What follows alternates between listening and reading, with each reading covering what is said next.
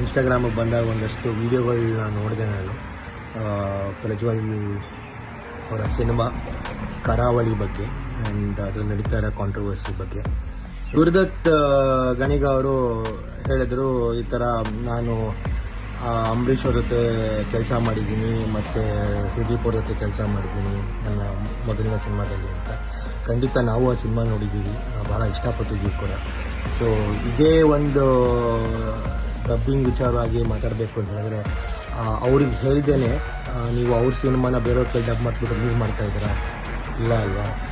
And ನಿಮಗೆ ಒಂದು great source of strength ಆಗಿ ರಾಜ್ಬಿ ಶೆಟ್ಟಿ ಅವರಿದ್ದಾರೆ ನಿಮ್ಮ ಜೊತೆ. ಆ್ಯಂಡ್ ಅವ್ರನ್ನ ನಾನು ಖಂಡಿತ ಮೀಟ್ ಮಾಡಿದ್ದೀನಿ ಪರ್ಸ್ನಲ್ ಆಗಿ. Is a very creative, very talented person. And ಅವ್ರ ಸಿನಿಮಾನ ಎಷ್ಟು ಇಷ್ಟಪಡ್ತಾರೆ ಅಂತ ನನಗೆ ತುಂಬ ಚೆನ್ನಾಗಿ ಗೊತ್ತು. ಆ್ಯಂಡ್ ಅವ್ರು ಹೇಳಿದ್ರು ಕೂಡ ಸಿನಿಮಾ ದೊಡ್ಡದು ಎಲ್ಲರಿಗಿಂತ ಅಂತ. And he truly believes it. And ಅವ್ರು ನಿಮ್ಗೆ ಸಹಾಯ ಕೂಡ ಮಾಡಿದ್ದಾರೆ. ಈಗ ನನಗೆ ಅದೇ ನಿಮ್ಮ ಪ್ರೆಸ್ ಮೀಟಲ್ಲಿ ನಾನು ನಮ್ಮ ಮಿತ್ರ ಅವ್ರು ಮಾತಾಡೋದನ್ನು ಕೇಳಿದೆ. ಅವ್ರು ಹೇಳಿದ್ರು, ರಾಜ್ಬಿ ಶೆಟ್ಟಿ ಅವ್ರು ಬಂದು ಕೂತ್ಕೊಂಡು ನನಗೆ ಡಬ್ ಮಾಡಿಸಿದ್ರು ನನ್ನ ಕೈಯಲ್ಲಿ. ನನಗೂ ಡಬ್ ಮಾಡೋಕ್ಕಾಗ್ತಾ ಇರಲಿಲ್ಲ, ಭಾಷೆ ನನಗೆ ಹಿಡ್ತಕ್ಕೆ ಸಿಗ್ತಾ ಇರಲಿಲ್ಲ. ಬಟ್ ರಾಜ್ಬಿ ಶೆಟ್ಟಿ ಅವರು ನನಗೆ ಪರ್ಸ್ನಲ್ಲಾಗಿ ಕೂತ್ಕೊಂಡು 2 ಅವರ್ ನನ್ನ ಕೈಯಲ್ಲಿ ಡಬ್ ಮಾಡಿಸಿದ್ರು ಅಂತ. And see you have such a great team, such a great talent. So ನೀವು ಅವ್ರನ್ನ ಯೂಟಿಲೈಸ್ ಮಾಡ್ಕೊಬೋದಾಗಿತ್ತಲ್ಲ. ಅವ್ರಿಗೆ ಒಂದು ಮಾತು ಹೇಳಿದ್ದಿದ್ರೆ ಅವ್ರಿಗೇನು ತಲೆನೇ ಕೆಡಿಸ್ಕೊತಾ ಇಲ್ಲ. ಅವ್ರು ಖುಷಿಯಾಗಿ ಬಂದು ಪ್ರಜ್ವಲಿಗೆ ಹೇಳ್ಕೊಡ್ತಾ ಇದ್ರು ಹೇಗೆ ಡಬ್ ಮಾಡಬೇಕು, ಏನು ಮಾಡಬೇಕು ಅನ್ನೋದನ್ನು. ಆ್ಯಂಡ್ ಪ್ರಜ್ವಲ್ಲು ಅಷ್ಟೇ, ಅವ್ರಿಗೀಗೋ ಏನಿಲ್ಲ. Even he would have definitely work. ಒಂದು ಸಿನಿಮಾ ಚೆನ್ನಾಗಿರಬೇಕು ಅಂತ ಅವರು ಇಷ್ಟಪಟ್ಟು ಅವ್ರು ಬಂದು ಮುಂದೆ ವರ್ಕ್ ಮಾಡಿರೋರು. ಬಟ್ ನೀವು ಕ್ರಿಯೇಟಿವ್ ಡಿಸಿಷನ್ ತೊಗೊಂಡು ಇದು ಮಾಡಿದಿರಿ ಅಂತ ಹೇಳಿದರೆ ನಾನು ಒಪ್ಕೊತಿದ್ದೆ.